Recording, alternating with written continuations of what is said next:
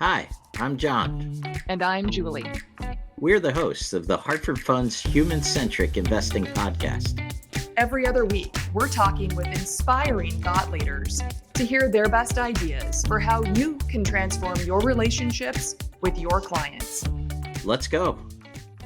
Julie, today we're going to be talking about the initial transition into retirement. I know that's something that many people struggle with because think about it, for 30 or 40 years, we've had a routine. We've built a lifestyle around really what we've done over time. But it's something that it seems like as people plan for it and we looked forward to it with such really enjoyment, thinking about what it will be like. What I find is that as people approach retirement, sometimes it's not as glamorous as maybe they thought, or at least there's a lot of apprehension associated with it. Have you had similar experience with anybody you know, or maybe with clients or advisors that you've met? My parents retired hand in hand at the age of 55 and did exactly what you just described, John. They planned and we had the party and it was just phenomenal. And the first morning they woke up, my mom opened her calendar and she had breakfasts, lunches, happy hours, dinners, get-togethers with all of her former colleagues, mostly girlfriends, for months. And my dad went out to the pressure washer and just started pressure washing every surface he could find. When the paint looked like it was about to start peeling off the side of the house, I said, "Hey, buddy, why don't you come over to my house? I still work. I could use your services." But in all seriousness, I think they realized very quickly how many hours there were to fill in a day. And pressure washing is great for a day or two every spring, but that's not going to fill months, years on end. I had a woman come up to me once after one of my workshops and she said, "John, let me tell you the definition of retirement." She said, "It's half the income and twice the husband." It sounds like your parents might have experienced something similar. Well, Julie, Exactly. That's a great one. I haven't heard that. well, today, Julie, maybe to help us through that transition, we're going to welcome Dr. Joe Coughlin. Dr. Coughlin is the founder and current director of the MIT AgeLab, and his research examines how disruptive demographics of an aging society, combined with social trends and the impact of technology, is going to shape future innovations in business and government. Dr. Coughlin teaches in MIT's Department of Urban Studies and Planning, as well as the Sloan School of Management Advanced Management Program. He advises a wide variety of global firms in things such as financial services, healthcare, leisure and travel, luxury goods, real estate, retail, technology, and transportation. He's also a senior contributor to Forbes magazine, and he writes regularly for MarketWatch and for the Wall Street Journal. Dr. Joe, thanks for joining us today. Hey, John, great to be here. Julie, great to see you too. It's wonderful to chat with you about. I do like that line though about half the income and twice the husband. I wrote in an article not too long ago in Forbes that COVID, believe it or not, was a fire drill for retirement. And I think we found that during the many, many months, indeed over a year, that you can only remodel so many rooms so many times. So imagine what's going to happen in retirement when we've got even more time, if you will. Dr. Joe, I know that so many clients, as they're thinking about retirement, they're thinking about the glorified parts of this first phase of retirement, the walks on the beach, the golf, the traveling, visits with their grandkids. But ultimately, don't go a step further and really think about what they'll do with the additional time that they have every single day. And all of a sudden, the alarm clock isn't going off, and there are many hours to fill. I'm curious, what does your research show is the experience for this initial phase of retirement for most clients as they're embarking on this journey?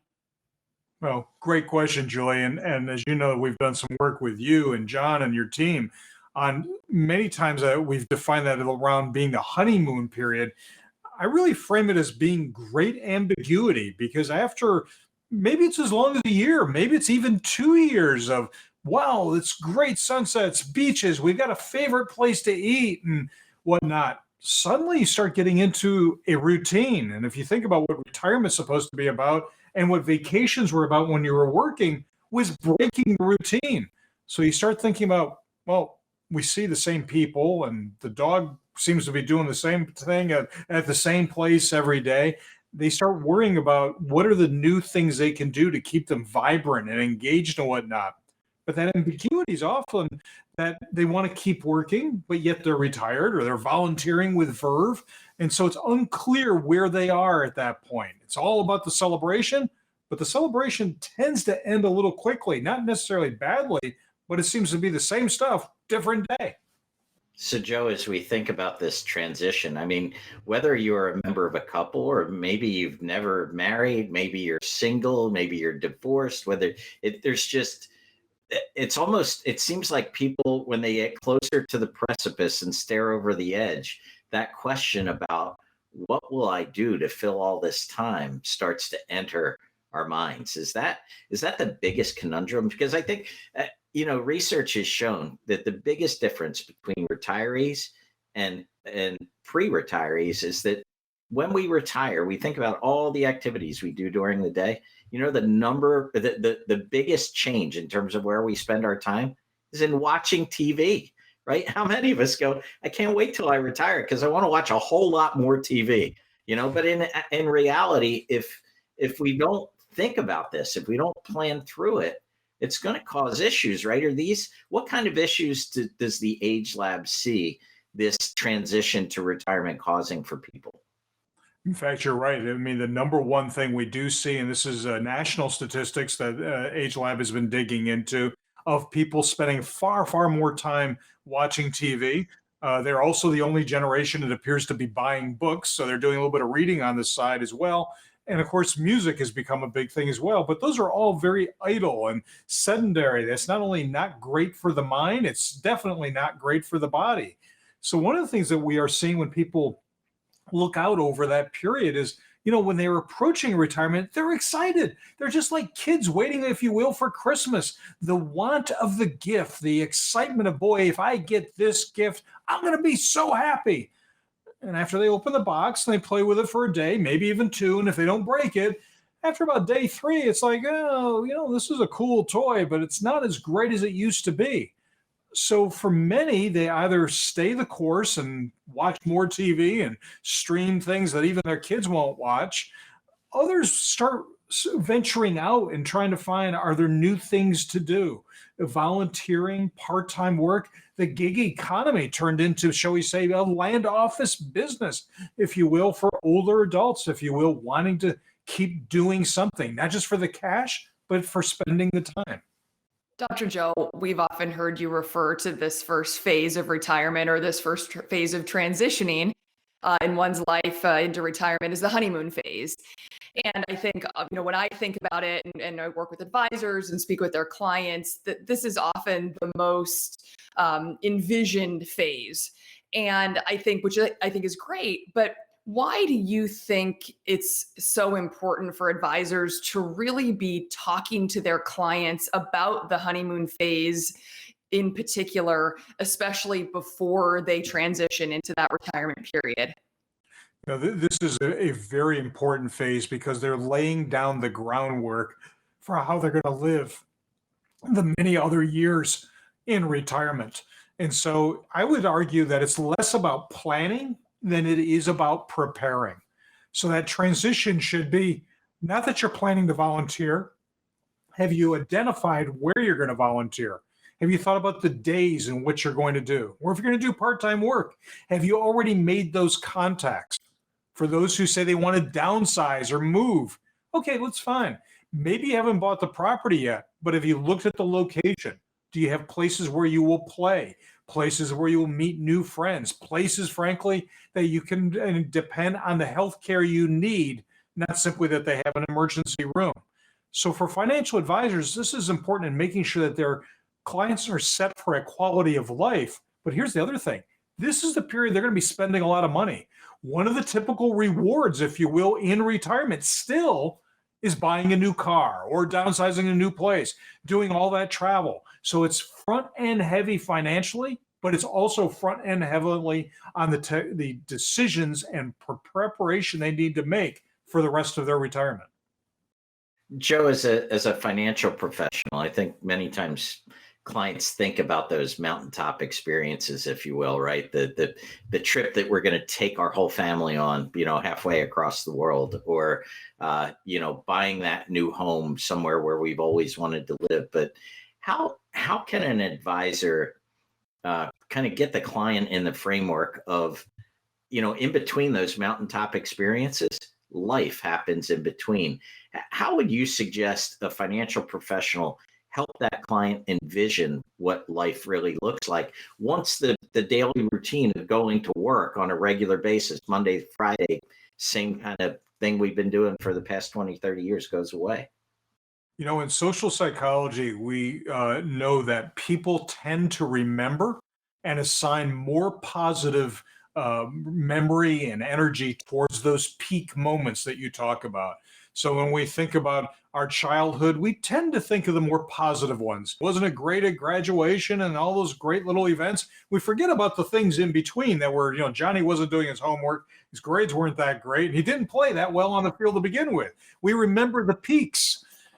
I would say that for an advisor, one of the things we need to have them do is to take the time, and it is time, to say, okay, vacations, grandchildren, volunteering, legacy, all great.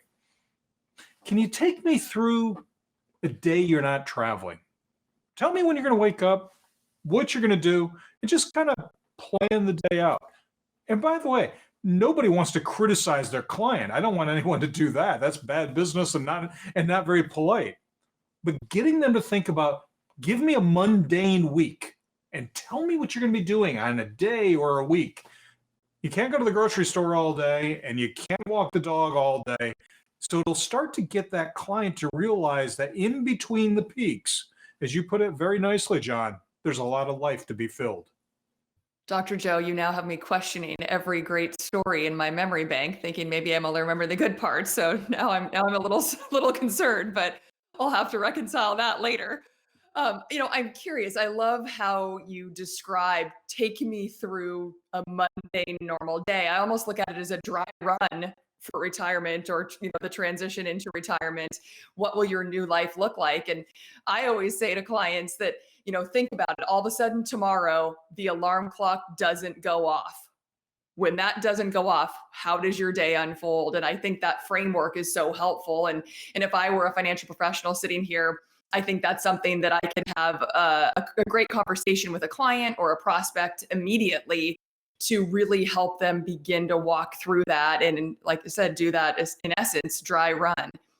If you think about preparing for this, and I love how you made the very subtle distinction between planning and preparing. Although similar, I think they are very different.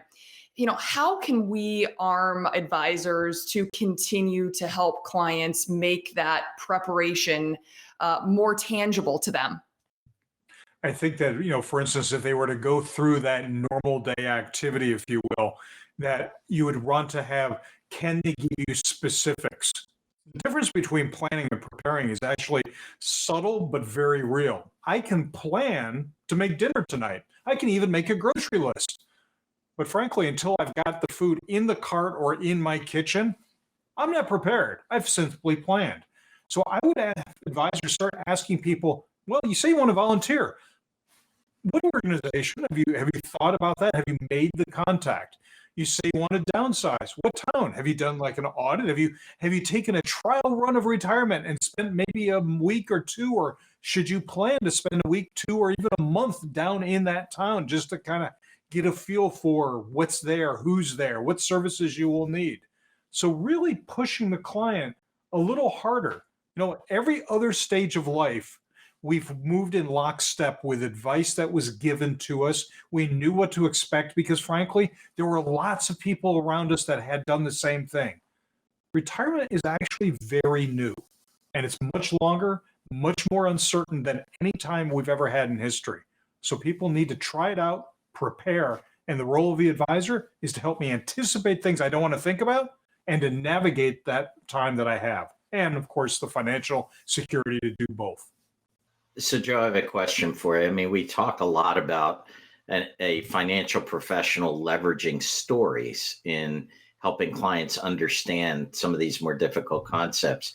I know, just want your thoughts on this. Some advisors I've met have actually tried to find clients in their book that retired maybe 5 years ago and pair them up just if for a cup of coffee or a Zoom call or whatever fits best, just to kind of advise that client who's thinking about retirement, things that they might have done differently or things that they didn't anticipate. What's maybe one or two things you could recommend for financial professionals to begin to get their clients to think about, in reality, not just the mountaintop experiences, but in reality, what this transition to retirement might feel like? I think that the often overlooked from a financial advisor standpoint is the fact that their book of business is a book of stories. It is several stories, hundreds of stories in many cases, and relating those stories either in meetings with their clients. I love the idea of having them, shall we say, meet other clients. So suddenly those seminars and those dinners could be both learning events and social events, not just simply talking about financial topics and events overall.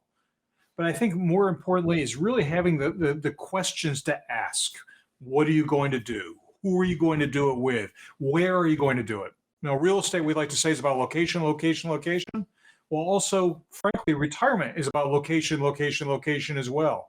Where we live forms, shall we say, the infrastructure of how we live later on, particularly in retirement, more than any other time in life. Joe, can I ask you a quick question, which is, in addition to what people are doing, would you also ask why they want to do that? Because oftentimes I think people fill the agenda with lots of what's, but we miss the why. And it's interesting that purpose, that sense of purpose, the reason to get up in the morning is often lost in retirement, because in your youth, it was to go to school, it was to work, it was to pay the mortgage, it was to raise the children, to help the family. In retirement, you've got all that time, all that freedom, and many of those other demands have either been put to rest or have moved out. The why is very important. For 1/3 of your adult life, you can't just go, well, I'm free, to do whatever I want. Most people don't do that very well. Well, thank you so much, Dr. Joe. This has given us so much to think about, and I'm hoping that the advisors and financial professionals with us today are thinking about the conversations, the stories that they're going to curate to help their clients visualize and also make the distinction between planning and preparation. I loved your analogy that we can plan to make dinner, but unless we're prepared with the ingredients, dinner probably will not be on the stove in time.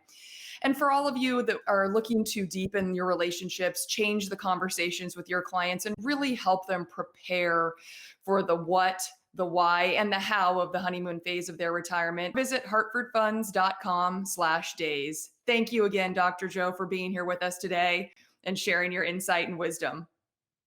Great to be here, Julie. John, great, everybody. Thanks for listening to the Hartford Funds Human-Centric Investing Podcast. If you'd like to tune in for more episodes, don't forget to subscribe wherever you get your podcasts and follow us on LinkedIn, Twitter, or YouTube. And if you'd like to be a guest and share your best ideas for transforming client relationships, email us at guestbooking@hartfordfunds.com. We'd love to hear from you. Talk to you soon.